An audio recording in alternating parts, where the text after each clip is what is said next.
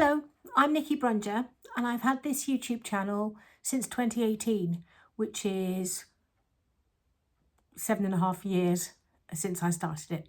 I've hardly used it. I've posted 8 videos, I think, but I'm intending to use it more, so I thought I would come on and introduce myself and talk a little bit about some of the textile work I've been doing just lately.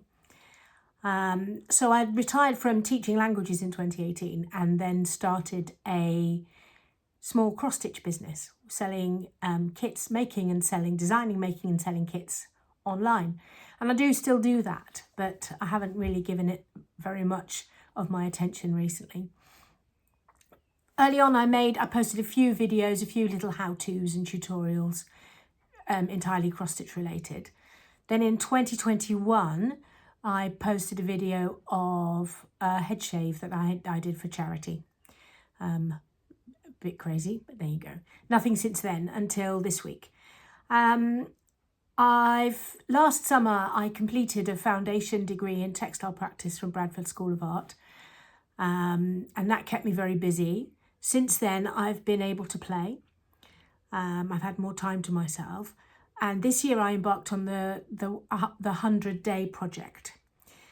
Today is day 44, and I've been doing a weaving project. Well, partially a weaving project. It's fundamentally weaving, but with embroidery and other stuff.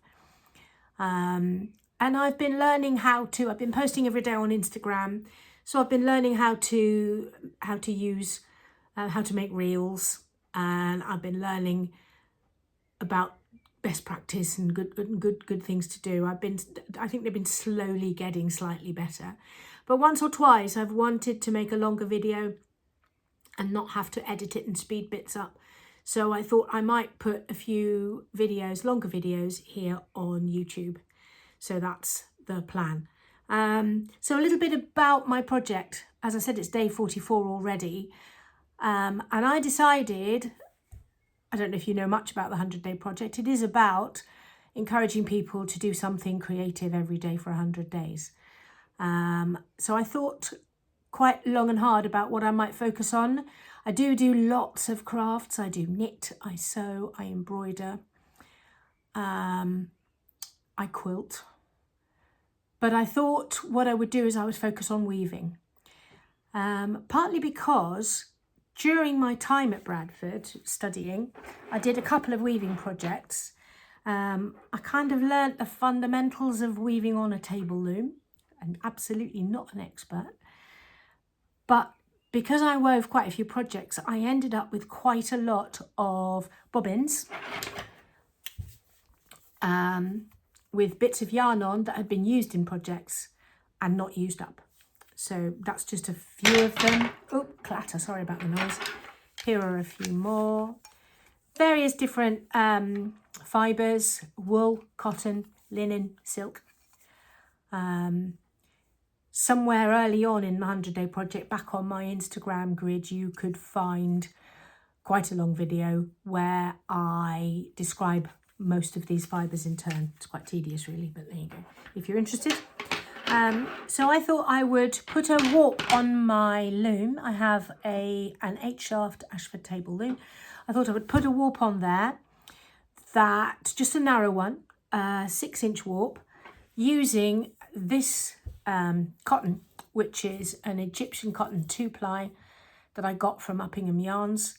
It's a good sturdy cotton. It's lovely and smooth, and the warp I put on was 36 ends per inch, so it was quite a dense cloth that I was weaving. And one of the things I love about weaving is that it gives you time to think. So I am a planner. You have to be a planner if you're going to weave, because you have to plan your warp if nothing else. But I also like having a project that can morph and develop as it goes along itself. And the very act of weaving, the time it takes, gives you plenty of time to think about what you're doing, to allow ideas to come into your head, and to let your work develop and try new things. So yes, it was a project about using up these bobbins of yarn and thread. Yes, it was a project about weaving. It wasn't necessarily a project about doing cutting edge experimental stuff. Well, it definitely wasn't a project about doing cutting edge experimental stuff. But I have played and I have tried things. As I said earlier, I'm by no means an expert weaver. I was a language teacher, I was not a textile teacher. So if I share videos showing what I'm doing, that's purely what I'm doing. I'm sharing a video, showing what I'm doing and how I'm doing it for people who might be interested. Not tutorials, not teaching. So that's the way it is. So how has it developed? Well, the first warp I put on, this cotton warp, as I say, 6 inches wide, about 3.5 meters long it ended up as. There was a bit of an incident at the end and I had to cut it off before I might have wanted to otherwise. One of the threads tying it onto my back warp stick snapped, so I lost tension just near the end. But it wasn't too far. I didn't lose a lot of warp. So I took that warp off the machine. This is it. And what I ended up doing is using the same yarn, the same thread, the same yarn in the weft most of the time. Certainly not all of the time, and I did incorporate some other ones. The Instagram grid will show you day by day all the different things I did do. I took the warp off after 30 days, and then I started embroidering into it. I started messing around, and I quite liked the idea of circles, and I liked the idea of interlinking circles. So here I've started embroidering a few different stitches, different circles across, going through the fabric I've woven.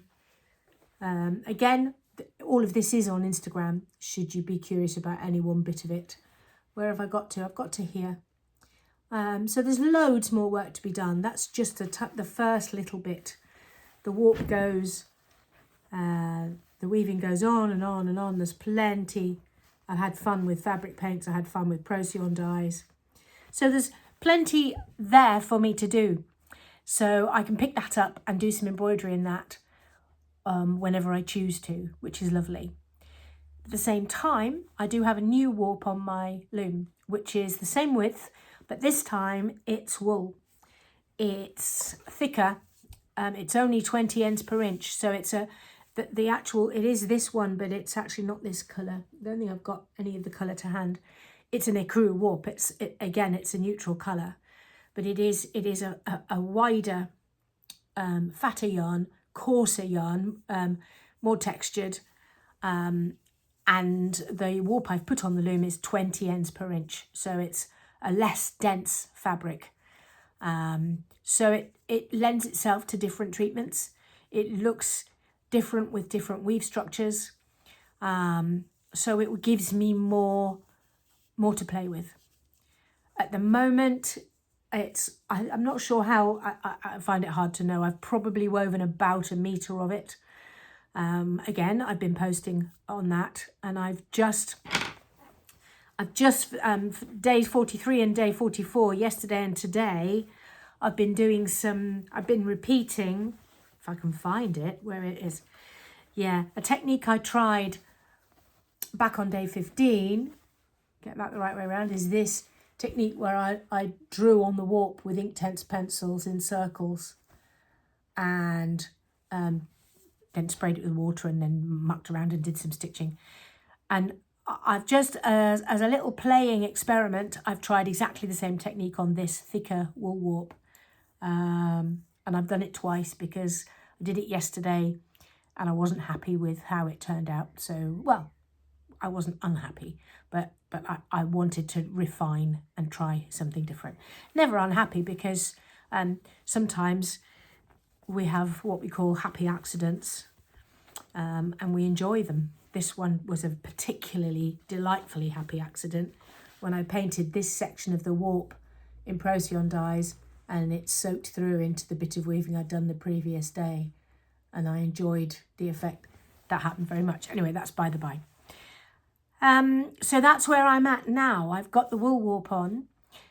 So on a day-to-day basis, I decide whether I'm going to weave or whether I'm going to embroider. And if I'm going to do whichever I'm going to do, I then decide on the technique, on the yarns, on the threads.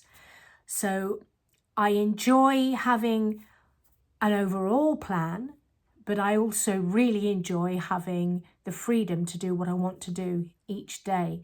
So yes, I know I'm embroidering interlocking circles on here, but I don't know from day to day which stitches I'm going to use or what threads or what it's going to look like. Same goes for the loop, the warp that's on the loom at the moment. I don't know what structures I'm going to weave tomorrow, or whether I'm going to put different fibres in, or whether I'm going to try and put beads in or stitch into it when it's on the loom. All sorts of different things. Like I said before, it's experimenting and playing for me, but it's not avant-garde experimental weaving. It's just me having fun with what I'm doing. It's very straightforward weaving. It's an 8-shaft loom, and I know how it works. Who's to say in the future I won't get a more complex loom and start playing with different techniques. But no, for now it's quite simple and straightforward stuff, and I am just playing. So if you're interested, do follow along, do subscribe, do like, and then you'll see the videos that I choose, the longer videos that I choose to put on YouTube, as well as on, I will still put a short version, a reel on Instagram every day, which also posts onto Facebook and Threads at the same time, but I'm doing it via Instagram.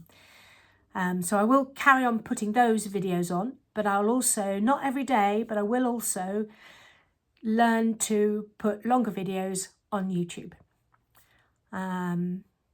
Okay, great. See you soon. Bye for now.